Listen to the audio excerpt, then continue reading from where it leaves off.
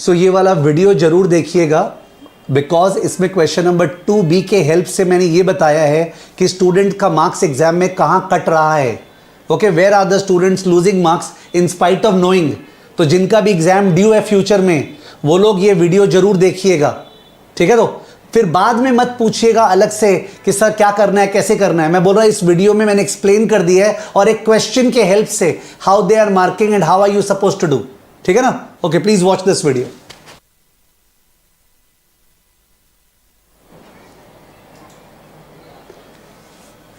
Okay, so ये नवंबर 23 का पेपर है। इसमें question number 2B mutual fund का पुराना सम है जो 5-7 बार एग्जाम में आया हुआ है, क्वेश्चन नंबर 2B। तो इस बार नवंबर 23 में भी आया था, और इसमें राउंडिंग ऑफ की वजह से बहुत सारे स्टूडेंट्स का मार्क्स जो है बुरी तरह से काटा है, केवल राउंडिंग ऑफ की वजह से दे हैव डिडक्टेड मार्क्स। तो मैंने कुछ दिन पहले वीडियो बनाया था एक्सप्लेनिंग कितना ख़राब करेक्शन कर रहे हैं। तो उस पर क्वेश्चन नंबर 2B का केवल मैंने मेंशन किया था, यहाँ पे मैं दिखा रहा हूँ। So this is an educational video. People who are not interested in education, जिनका एग्जाम ड्यू नहीं है AFM का फ्यूचर में, प्लीज़ मत सुनिए। I don't need views, I don't need you to subscribe और लाइक, ठीक है ना। आपका मन है, आपको काम करेगा तो देखिए किस तरह से एग्जाम में मार्क्स कट सकता है। So you can therefore be careful. Okay, let's see. So Mr. S has invested in 3 different mutual fund schemes. The following are the details of the scheme, of the same. Scheme A, Scheme B, Scheme C. चलिए मैं केवल Scheme A दिखा रहा हूँ so as to save our time. तो Scheme A में investment was made on 1st June 2022. NAV at the entry date was 11. Dividend received up to 31st March 2023 is 12,500. तो if you look at this कि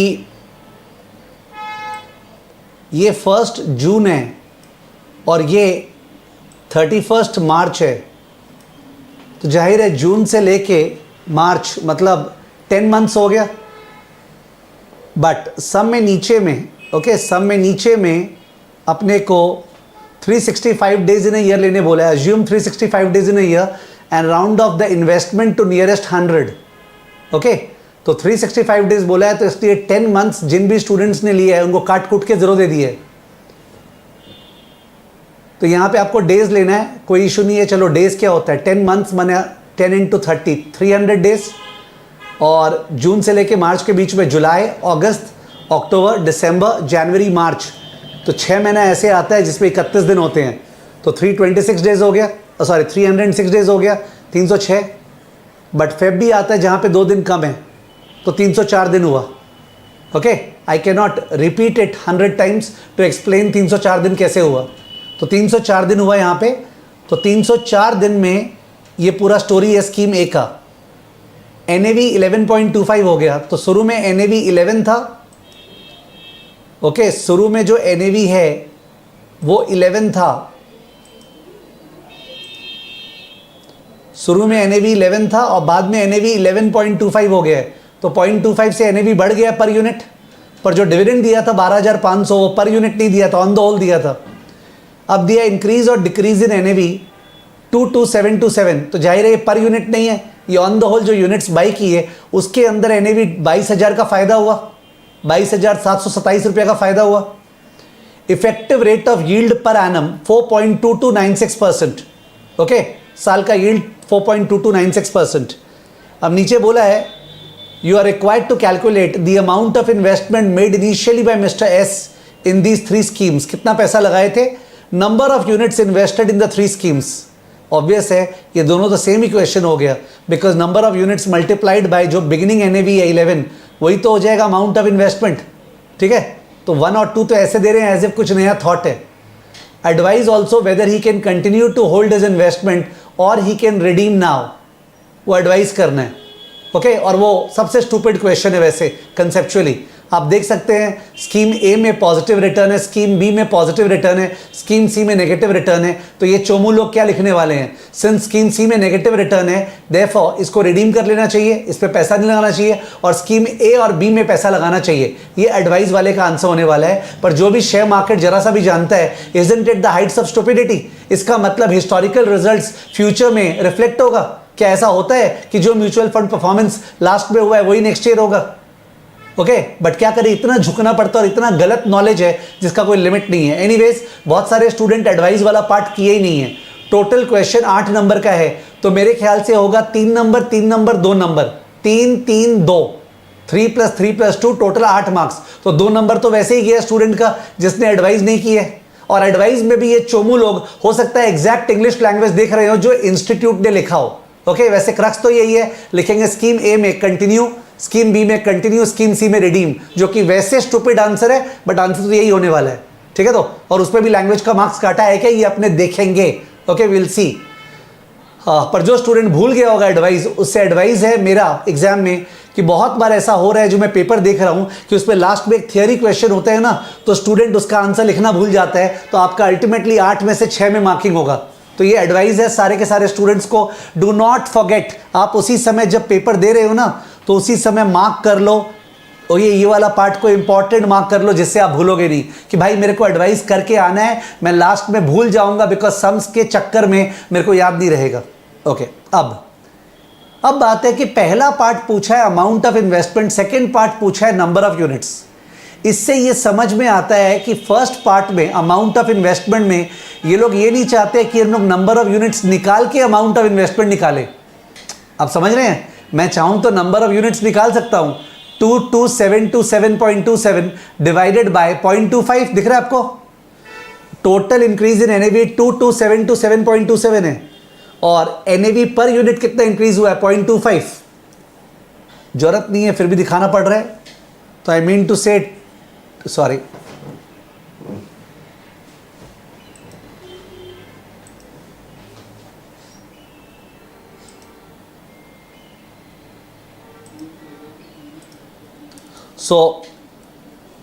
जो number of units है ना, second part का answer number of units, वो number of units क्या होगा, 222727.27, I hope यही था, और डिवाइड बाय 0.25। आई होप ये क्लियर है सबको।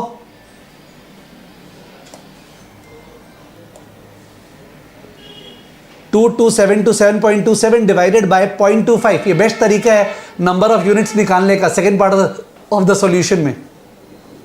बट ये लोग चाहेंगे ये अपने सेकेंड पार्ट में करें, तो ये सेकेंड पार्ट का आंसर हो जाएगा। ठीक है ना, जो फर्स्ट पार्ट का आंसर है, जो फर्स्ट पार्ट का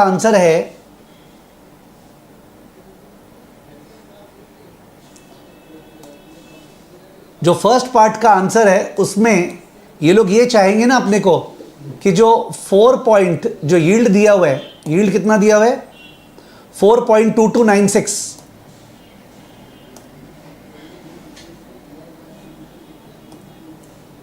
4.2296% ये यील्ड है पूरे साल का। तो this is equal to HPY into 365 divide by 304, 304 दिन।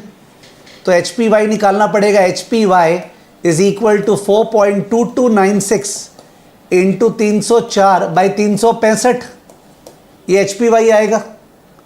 करेक्ट है, this will be holding period yield.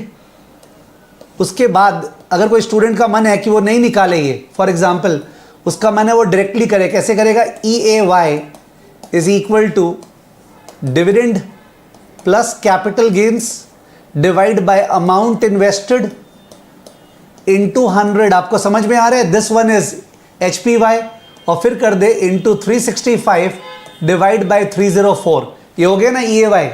तो अगर कोई स्टूडेंट ऐसे कर रहा है, फुल मार्क्स से कोई इशू नहीं है कि EAY is equal to dividend 12, कितना दिया हुआ है डिविडेंड, डिविडेंड दिया हुआ है 12,500, और इंक्रीज इन NAV कितना है 222727.27। तो अकॉर्डिंगली क्या हो गया अपना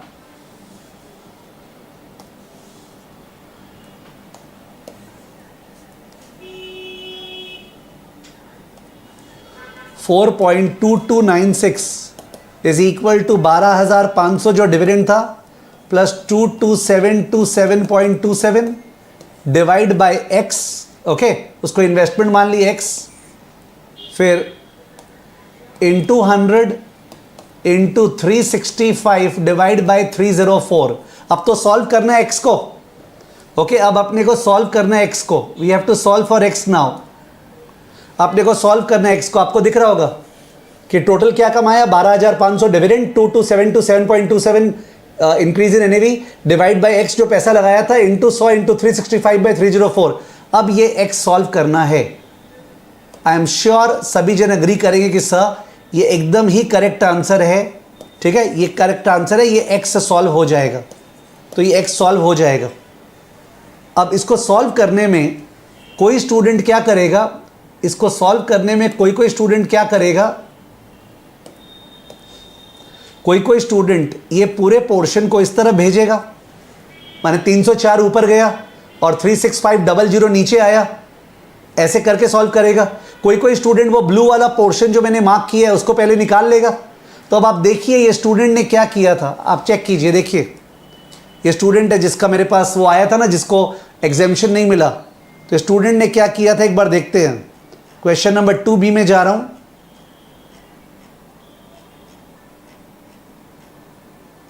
क्वेश्चन नंबर 2B,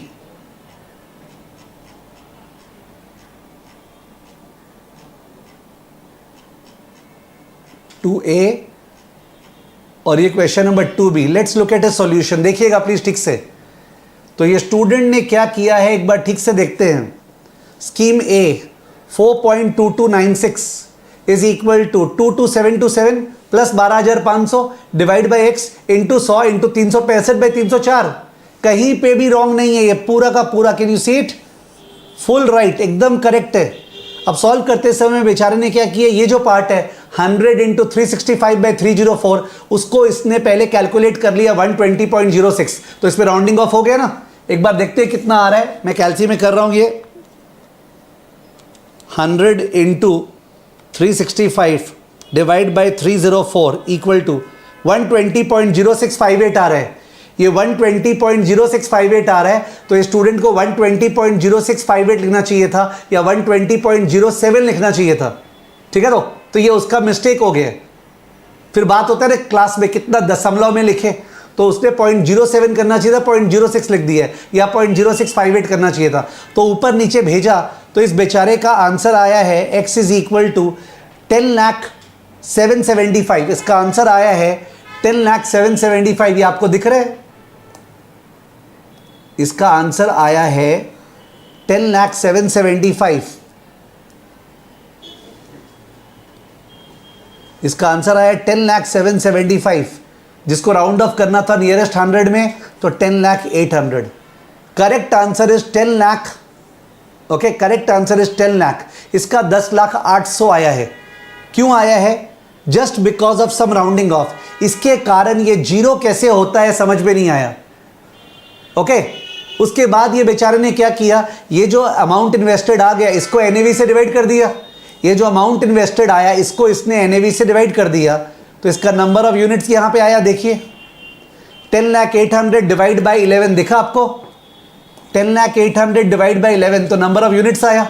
वो लोग 10,08,00,000 नहीं 10 लाख माने, तो डिवाइड बाई 11 में अलग यूनिट्स आएगा, उसमें भी जीरो दे दिया। वैसे ही स्कीम बी में, लकीली स्कीम सी में अगले का राउंडिंग ऑफ ठीक हो गया, तो स्कीम सी में एक नंबर दे दिया।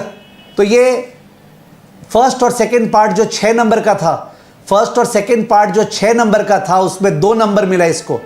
दिख रहा है आपको? एक नंबर यहां लेफ्ट साइड में, ये रहा एक नंबर, ये रहा एक नंबर। फर्स्ट और सेकंड पार्ट में 6 नंबर में से इसको 2 नंबर मिला है, 6 में से 2। और थर्ड पार्ट ये एडवाइस लिखा ही नहीं। This is very very bad. तो स्टूडेंट जो है अगर एडवाइस लिख के आता, एडवाइस कि स्कीम ए और बी का पॉजिटिव रिटर्न है, इसलिए expecting that the same will continue he should not redeem. But scheme C में नेगेटिव रिटर्न है, तो expecting that the same will continue he should redeem. तो वो लिख देता, पर उसको मार्क्स वहां नहीं मिला बिकॉज वो लिखा ही नहीं है। तो कोई बोल सकता है देखिए सर एग्जामिशन में खुद भी तो गलती की है। भाई खुद भी तो गलती की है तो 100 में से 100 थोड़ी मांग रहे हैं हम लोग। वी आर नॉट आस्किंग 100 में से 100। ठीक है, तो खुद का गलती का बात मत करना। खैर फ्यूचर स्टूडेंट्स को बोल रहा हूं कि स्टूडेंट का गलती देखिए एडवाइस वाला पार्ट लिखा नहीं है। वैसे और पेपर्स देखते हैं कि एडवाइस वाले पार्ट में क्या लिखा है, बाकी स्टूडेंट्स का चेक कर रहे हैं कि what is the state of S. तो बाकी स्टूडेंट्स का चेक कर रहा हूं। I have the entire compilation in front of me.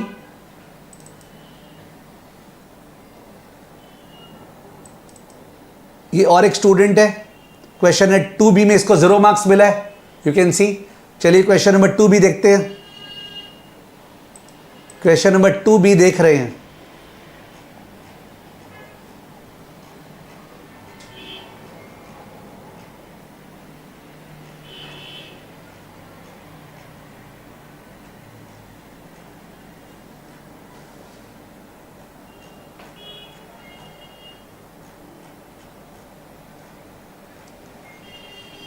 This is question number 2B।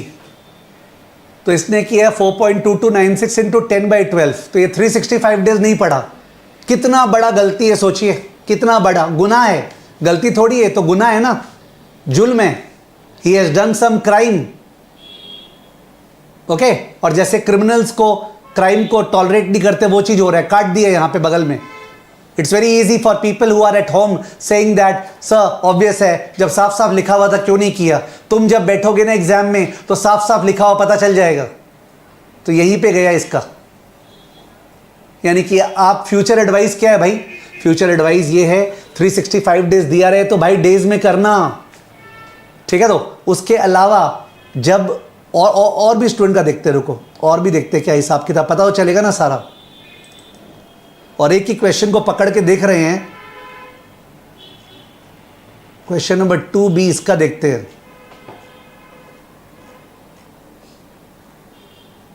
एक मिनट थोड़ा बड़ा कर दो, मेरे को खुद ही पता नहीं चल रहा कौन सा क्वेश्चन है। हाँ,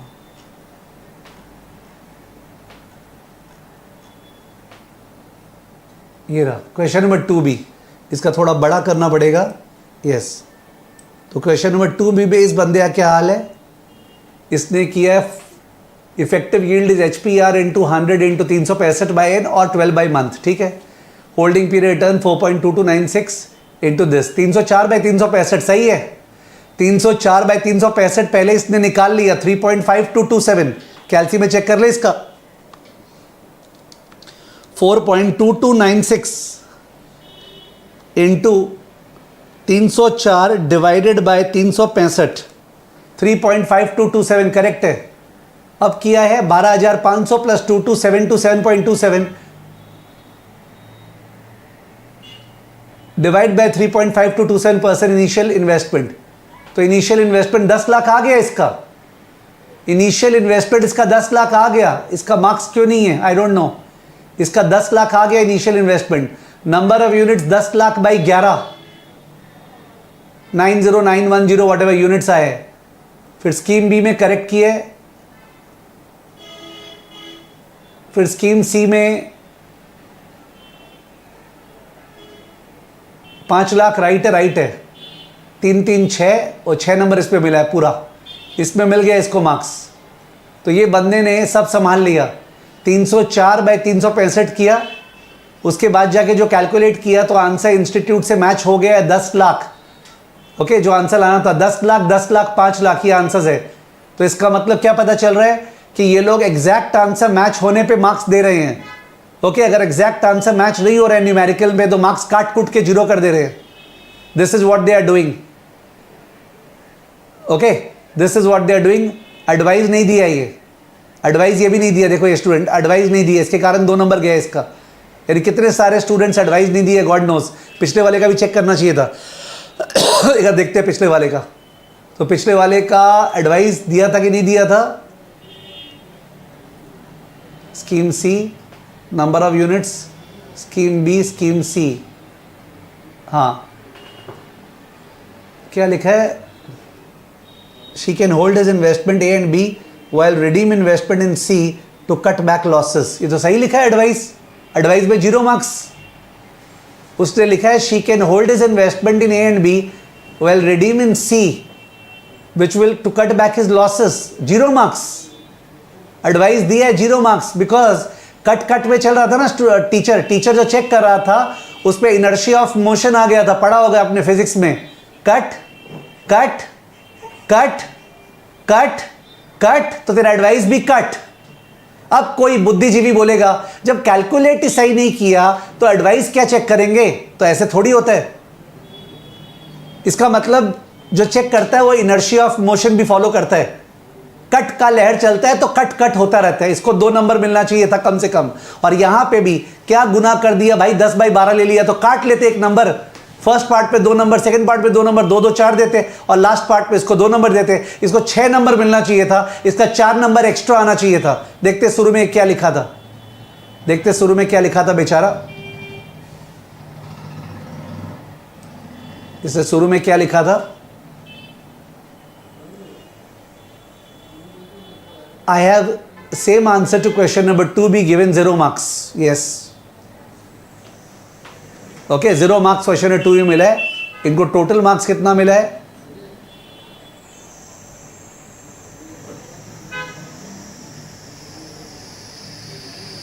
46।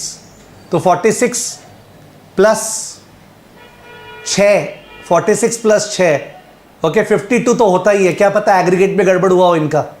52 मार्क्स तो इनका इस क्वेश्चन के कारण होता है। और क्या देखते हैं, और देख रहे हैं क्वेश्चन नंबर 2A के बारे में बोला है, पर पहले 2B देख लेते हैं इसका। 2B में लगता है ओ ये शेयर नहीं किया है, इसको केवल बाइनोमियल में इश्यू है। बाइनोमियल का तो अलग से वीडियो बनाऊंगा कि उस पर क्या किया इनके साथ। ओके, मेरा वीडियो स्क्रीन भी शेयर किया इस बंदे ने, ठीक है, तो उसका तो अलग से बनेगा। और ये जो लिखते हैं ना please advice sir, please advice sir का तो मतलब ये होता है बताइए सर हम लोग क्या करें, किसको मेल करें, कहाँ पे धरना बोलें।